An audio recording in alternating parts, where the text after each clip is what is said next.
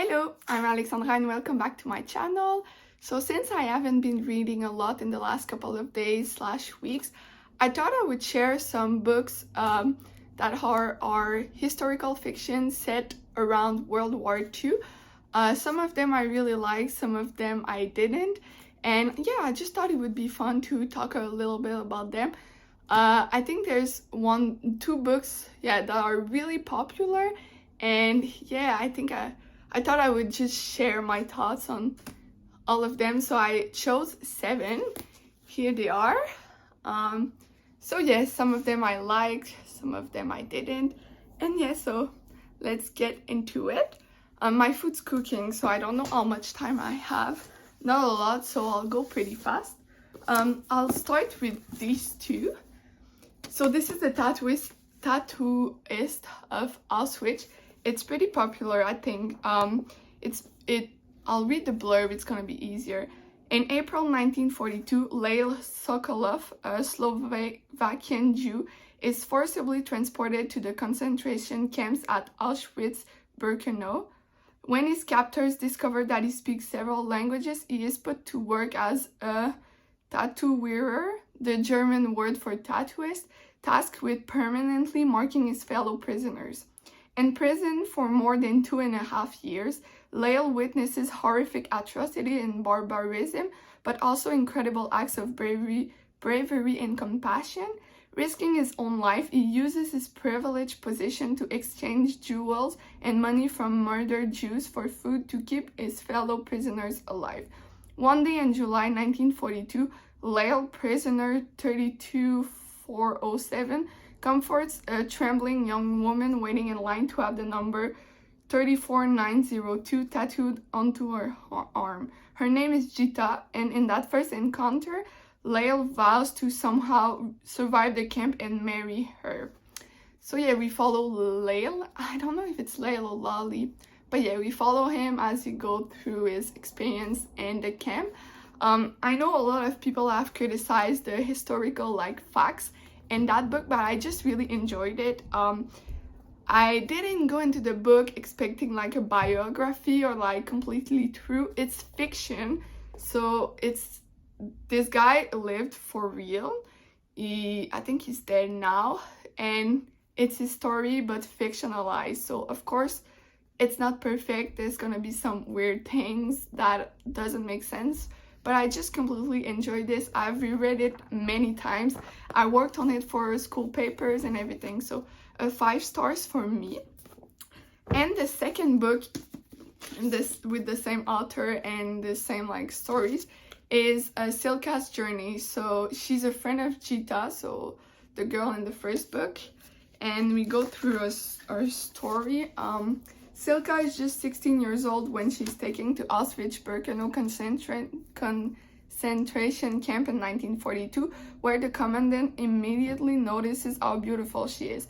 Forcibly separated from the other women prisoners, Silka quickly learns that power, even unwillingly taken, equals survival. When the war is over and the camp is liberated, freedom is not granted to Silka. She is charged as a collaborator for sleeping with the enemy and sent to a Siberian prison camp. But did she really have a choice? And where do the lines of morality lie for Silka, who was sent to Auschwitz when she was a child? In Siberia, Silka faces challenges both new and horribly familiar, including the unwanted attention of the guards. But when she meets a kind female doctor, Silka is taken under her wing and begins to tend to the ill in the camp, struggling to care for them under brutal conditions. Confronting death and terror daily, Silka discovers a strength she never knew she had. And when she begins to tentatively form bonds and relationships in this harsh new reality, Silka finds that despite everything that has happened to her, there is room in her heart for love. I did not really enjoy the book. I think it was badly made. The story in itself, maybe it is fictionalized, but there are so many truth in that. So a lot of women were accused to be collaborators because they had sex with a Nazi or Russian, American, whatever. And you have to think about the fact that sometimes you don't have the choice. Do they really wanted to have sex with those people? No, clearly not. But it happened. They had to do it. And now they're going to prison, to Siberia in her case. And it's just so sad. And in my master thesis, I'm working on sexual assault and war. So this is really close to what I'm working on. Of course, this is fictionalized. And yeah, it's just, I did not enjoy the book, but I think the subject is something to think about. That was the second book. A book that I did not enjoy is All the Light We Cannot See by Anthony Doerr. I know it's really popular, so let me just read the blurb. Marie-Laure lives in Paris near the Museum of Natural History where her father works. When she is 12, the Nazi occupied Paris and father and daughter flew to the walled citadel of Saint-Malo, where Marie-Laure, reclusive great-uncle, lives in a tall house by the sea. With them they carry what might be the museum's most valuable and dangerous jewel. In a mining town in Germany, Werner Pfennig, an orphan, grows up with his younger sister. Enchanted by a crude radio they find that brings them news and stories from places they have never seen or imagined. Werner becomes an expert at building and fixing these crucial new instruments and is enlisted to use his talent to track down the resistance. Marie-Laure and Werner, from warring countries, both having lost many of the people they loved, come together in Saint-Malo as Doerr illuminates the ways against all odds. People try to be good to one another. It took me 4 times to read this book. First time I was like, this is so boring. I think I made it like 2 chapters into it. I stopped. And then I was like, oh, let me try it again. I made it to like 6 chapters, stopped. And then the 3rd time, it became really popular on Bookstagram and Booktube and whatever. So I tried to give it another shot, made it halfway. I was like, no. And then I finally finished it. So the fact that it took me 4 times to finish a book is bad. I did not enjoy it. I think the writing was horrible. Just, yeah, nothing great in this. Popular book, not worth it. Okay, so the next 2 books are less popular. I don't think a lot of people know about them. And they both from the Nazi side, I guess, so German people. The first one is The German Heiress by Annika Scott. Let me find the blurb. Okay. Clara Falkenberg, once Germany's most eligible and lauded heiress, earned the name the Iron Fräulein during World War II for her role operating her family's ironwork empire. It's been nearly 2 years since the war ended, and she's left with nothing but a false identification card and a series of burning questions about her family's past. With nowhere else to run to, she decides to return home and take refuge with her dear friend Eliza. Narrowly escaping a near disastrous interrogation by a British officer who's hell-bent on arresting her for war crimes, she arrives home to discover the city in ruins and Eliza missing. As Clara begins tracking down Eliza, she encounters Jacob, a charismatic young man working on the black market who, for his own reasons, is also searching for Eliza. Clara and Jacob soon discover how they might help each other if only they can stay ahead of the officer determined to make Clara answer for her action during the war. I mean, you hear that and you're like, why would I read a book where there's like this woman who's technically a Nazi, we follow her. But the thing is, she wasn't. So she kept working for her family's empire to help people survive the war. Maybe it's bad. I don't know. I wasn't there. I don't think we don't know what would happen to us if we were in that situation.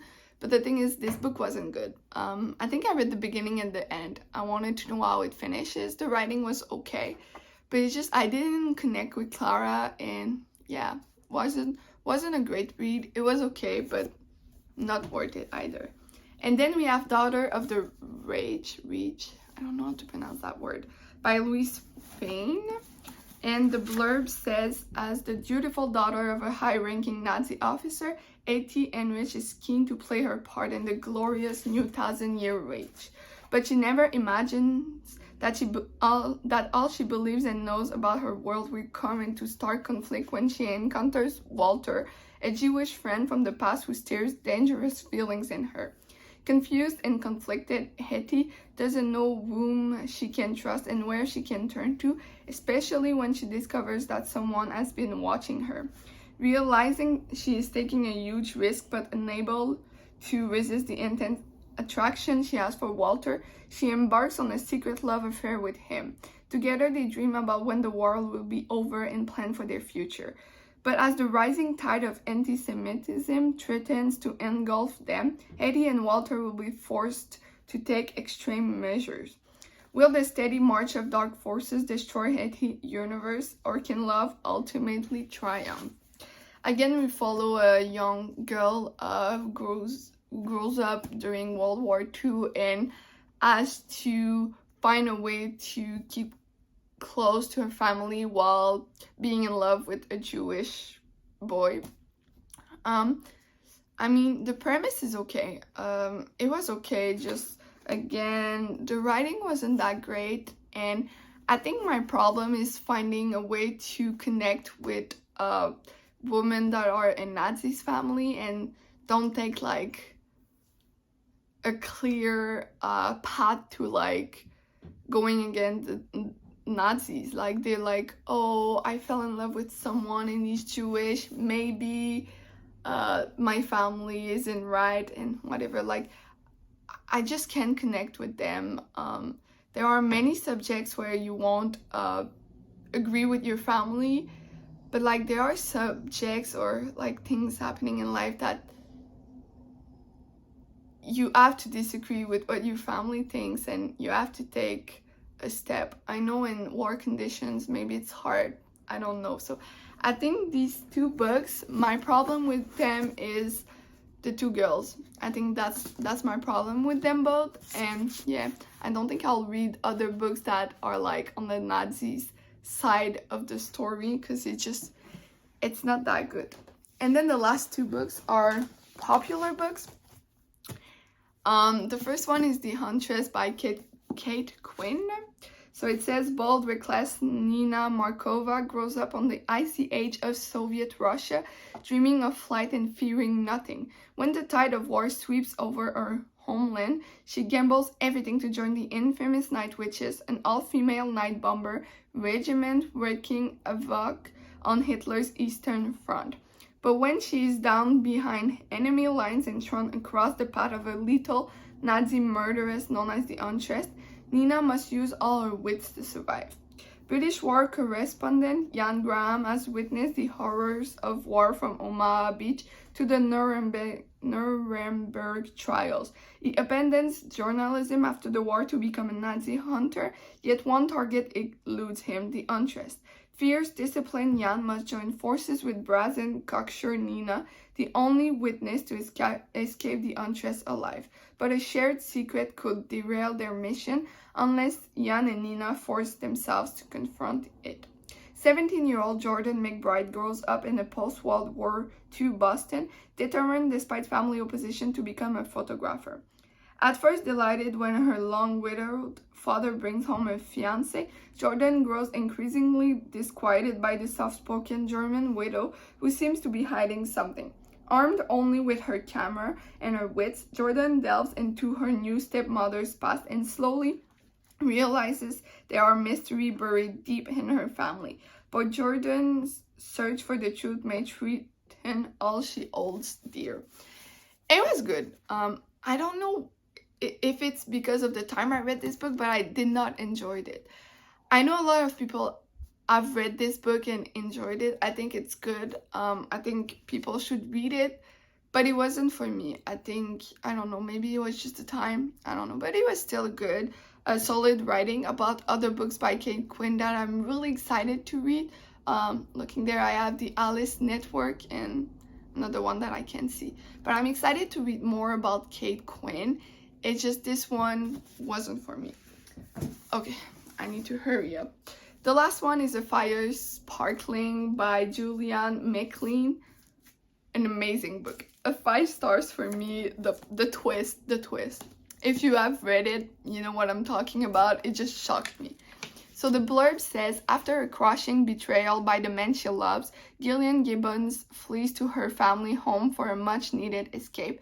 But when she finds an old photograph of her grandmother in the arms of a Nazi officer, Gillian's life gets even more complicated. Rattled by the discovery, Gillian attempts to unravel the truth behind the photos, setting her off on an epic journey through the past. 1939. England is on the brink of war as Vivian Hughes falls in love with a handsome British official. But when bombs begin to fall and Vivian's happy life is destroyed in the Blitz, she will do whatever it takes to protect those she loves. As Gillian learns more about her grandmother's past, the old photo begins to make more sense. But for every question answered, a new one takes its place. Faced with a truth that is not at all what she expected, Gillian attempts to shine a light not only on the mysteries of her family past, but also on her own future. A solid read.